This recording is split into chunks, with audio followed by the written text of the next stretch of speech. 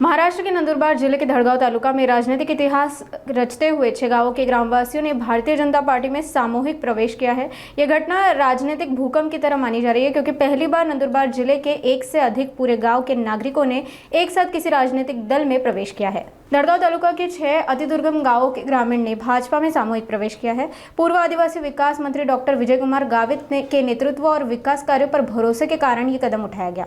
ग्रामीणों ने कांग्रेस और शिवसेना पर क्षेत्र में विकास न करने का आरोप लगाया। भाजपा में शामिल होने के लिए बड़ी संख्या में लोग, खासकर महिलाएं, कार्यक्रम में जुटी। इस घटना से क्षेत्र में भाजपा की पकड़ मजबूत हुई है और ये कांग्रेस शिवसेना के लिए बड़ा राजनीतिक झटका माना जा रहा है।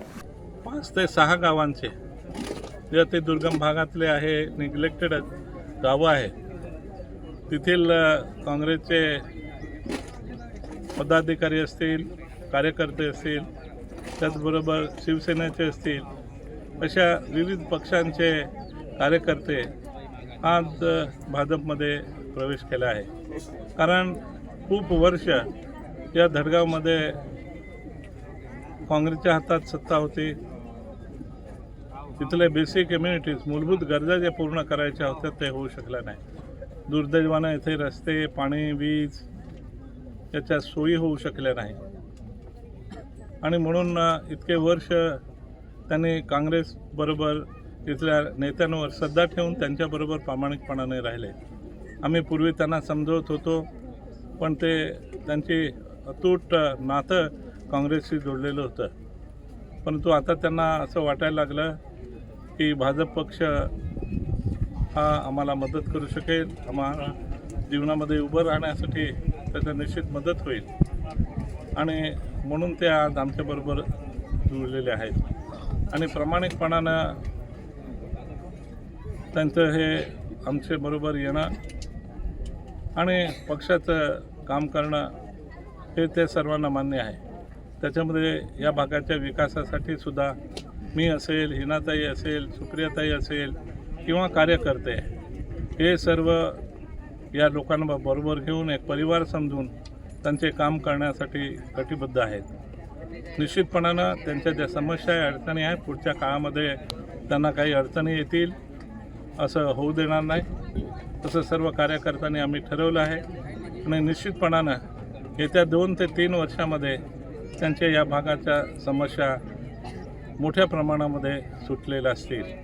कारण या ठिकाणी पूर्वीच लक्ष दिलं गेलं असतं तर या ठिकाणी या ज्या समस्या आहे त्या समस्या कधी सुटल्या गेल्या असत्या, परंतु पुरेसं लक्ष इथल्या नेत्यांनी न दिल्यामुळे हे प्रश्न या ठिकाणी उद्भवले आहे। कारण की मी राजकारणात आल्यापासून या भागातले मूलभूत गरजा असतील ते आम्ही देण्याचा सातत्याने प्रयत्न केला। हिनाताई खासदार झाल्या, त्यांनी घरकुलांची योजना या भागामध्ये राबवली, पंतप्रधान सडक योजना या भागामध्ये राबवली, त्याचबरोबर गॅसची योजना राबवली आणि प्रत्येक घराला वीज ही योजना राबवली।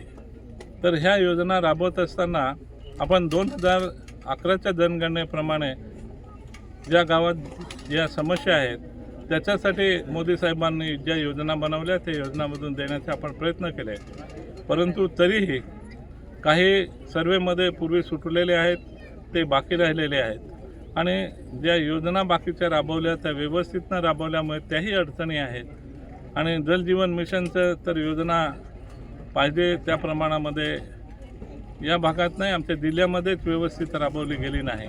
अपुऱ्या योजना पडलेल्या आहेत, कॉन्ट्रॅक्टर सोडून गेलेले आहेत। अशा परिस्थितीमध्ये नवीन त्या योजनांचं आराखडे तयार करून व्यवस्थित ती योजनेचं नाव आहे त्याप्रमाणे प्रत्येकाच्या घरात नळाने पाणी द्यायचं काम या भागामध्ये करावं लागेल। या ठिकाणी डोंगराळ भाग असल्यामुळे आपण बोर करतो, पण बोरला पाणी लागलं 200 मीटरवर सहजासहजी लागत नाही, 200 फुटावर सहजासहजी लागत नाही, परंतु काही ठिकाणी थोडं जास्तही करतात लोक, परंतु काही दिवसांनी ते आटून जातं।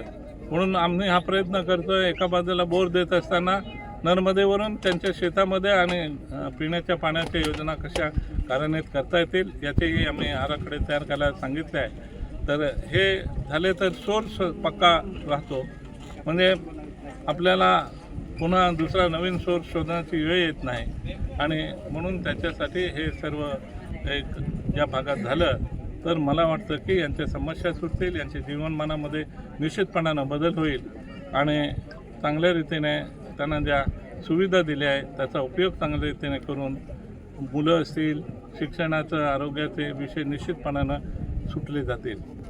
म्हणून आज या ठिकाणी मी आल्यानंतर मोठ्या प्रमाणामध्ये या 5-6 गावांचे कार्यकर्ते पक्षामध्ये प्रवेश करताना आम्हाला आढळले. येणाऱ्यांचं आम्ही मनापासून सर्वांचं स्वागत करतो.